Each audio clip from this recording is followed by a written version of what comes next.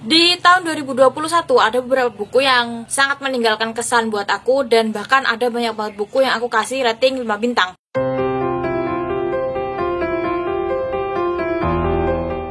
Hai teman-teman, apa kabar? How are you? Halo, balik lagi sama Venda di sini, dan di video kali ini aku bakalan ngasih tahu kalian best book aku di tahun 2021. Ya, aku tahu ini udah 2022, tapi it's okay, aku uploadnya di tahun 2022. Oke, kalau kalian tanya buku apa yang aku kasih rating 5 bintang, kalian bisa cek aja di Goodreads aku.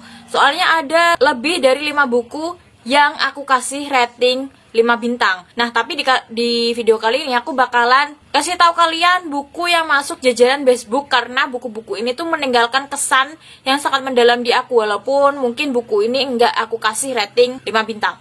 Karena aku suka banget sama genre thriller misteri, jadi yang pertama aku bakalan ngasih best mystery thriller. Aku di sini masukin beberapa nominasi dan pemenangnya adalah Ferris Wheel at Night. Kenapa aku pilih buku ini? Karena buku ini tuh memberikan aku kesan yang sangat dalam setelah membaca, dan buatku berpikir, seumpama suatu hari nanti aku jadi orang tua, apakah aku akan seperti mereka? Apakah jika seandainya hal itu terjadi di sekitarku, aku bakalan seperti mereka? Dan aku merasa buku ini sedikit bisa memberikan kesadaran sosial di aku. Nah, selain itu ada beberapa nominasi yang aku masukin, diantaranya ada Real Face karya Chinan Mikoto. Kenapa aku masukin? Karena aku suka sama humor yang diselipkan sama Chinan Mikoto. Terus ada Penance karya Minato Kanae, aku masukin karena aku suka sama isu yang diangkat di buku ini. Terus buku ini juga gelap banget. Yang ketiga ada Belenggu Ilse karya Kak Rui Maita. Aku masukin buku ini karena aku lagi-lagi suka sama temanya yang mengangkat tentang cyberkriminal.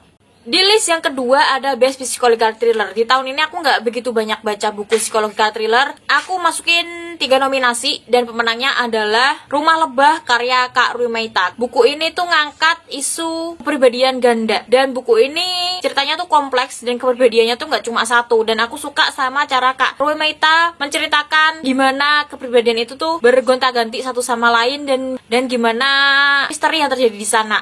Nah, nominasi yang lain yang aku masukin adalah Klub Dalam Swalayan karya Kak Abi Ardianda. Ini juga bercerita tentang kepribadian ganda, dan 2 buku ini antara Rumah Lebah dan Klub Dalam Swalayan sebenarnya aku pertimbangin tuh kayak 2 hari, karena pilih yang paling terbaik di antara mereka tuh susah gitu, karena 2 buku ini tuh sama-sama bagus. Nah, yang terakhir ada Catatan Sang Pembunuh karya Kim Yong Ho. Nah, buku ini tuh bercerita tentang mantan pembunuh berantai yang udah tua, terus dia itu demensia alias pikun. Aku suka sama buku ini karena di sini kita diajak untuk mengintip pemikiran seorang pembunuh dengan narasi pakai orang pertama.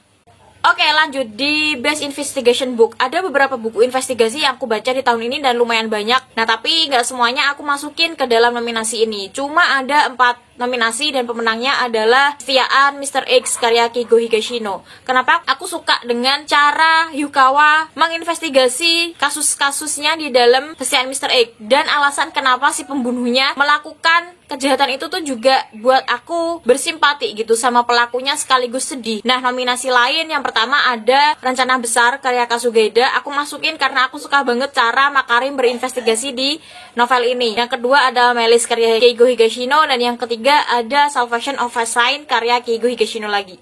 Tahun ini aku baca genre baru yang belum pernah aku baca di tahun-tahun sebelumnya, yaitu adalah horor. Dan di segmen ini aku bakalan ngasih tahu kalian best horor. Aku baca 12 buku horor dan gak semuanya aku masukin ke nominasi. Cuma ada 4 buku yang aku masukin nominasi dan pemenangnya adalah Journal of Terror. Aku pilih buku ini karena aku suka banget sama ketegangan yang disuguhkan sama Kusweta Kartika dengan bumbu fantasi. Udah sesimpel itu. Nah, nominasi lain yang aku masukin adalah Asrama karya Ahmad Fartrim. Aku suka buku ini karena horornya tuh bukan horor yang lazim ada gitu. Terus ada Lewat Tengah Malam Ganjil karya Kusweta Kartika yang nyuguhin ilustrasi yang cantik banget dengan cerita pendek yang sukses bikin merinding. Dan yang keempat ada The Chalkman karya C.J. Tudor. Aku masukin Chalkman karena ya horornya tuh dari awal udah kerasa banget, dan semakin ke belakang semakin mencekam. Next kategori adalah Best Fantasi. Di tahun ini aku nggak begitu banyak baca buku fantasi karena aku lebih fokus ke buku seri. Jadi ya satu penulis itu bisa aku borong bukunya sampai 4 atau 5 buku. Nah, aku masukin 4 nominasi di sini dan pemenangnya adalah Crooked Kingdom karya Lake Bardugo. Aku pilih Crooked Kingdom karena selain buku ini adalah penutup dari Six of Crow dan buku terakhir yang aku baca dari serian Grisavers di tahun ini, buku ini juga memberiku perasaan sedih dan juga perasaan bakalan campur aduk selama baca. Nah, nominasi lainnya diantaranya ada Before the Coffee Gets Cold, karya Toshikazu Kawaguchi, kalau nggak salah, aku lupa penulisnya. Ini aku masukin karena aku suka sama format cerita pendeknya yang memberikan kita refleksi soal kehidupan gitu. Terus ada novela berjudul Nisha, karya Kak Erin Everin. Aku masukin karena aku suka banget sama karakter Nisha dan magic yang dihadirkan di dalam novel ini. Dan yang terakhir adalah Vicious, karya Victoria Schwab. Ya, aku suka sama tema superhero yang diangkat sama Victoria Schwab, tapi superhero yang gone wrong gitu.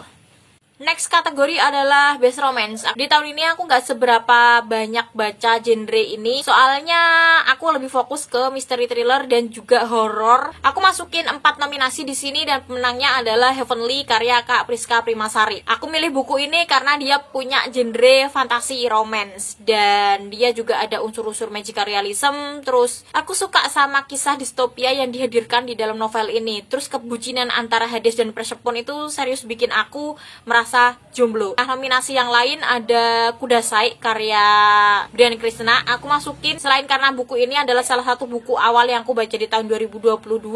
Aku tuh masih inget ceritanya sampai sekarang, dimana orang yang enggak saling suka menikah dan pada akhirnya baru sadar kalau salah satu di antara mereka mencintai orang itu setelah orang itu enggak ada lagi. Yang ketiga ada Bad Boys Stole My Bra, karya Laura Prince. Buku ini aku masukin karena buku ini sukses bikin aku senyum-senyum sendiri selama baca.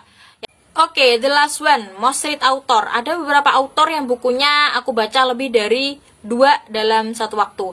Yang pertama ada Leigh Bardugo, aku baca 5 bukunya. Terus ada Kasugaida yang aku baca 4 bukunya. Ya, walaupun yang Efek Jeda ini aku baca skimming. Riri telah aku baca Rencana Besar, Muslihat Berlian, dan Sudut Mati. Terus ada Eiko Higashino 4 buku.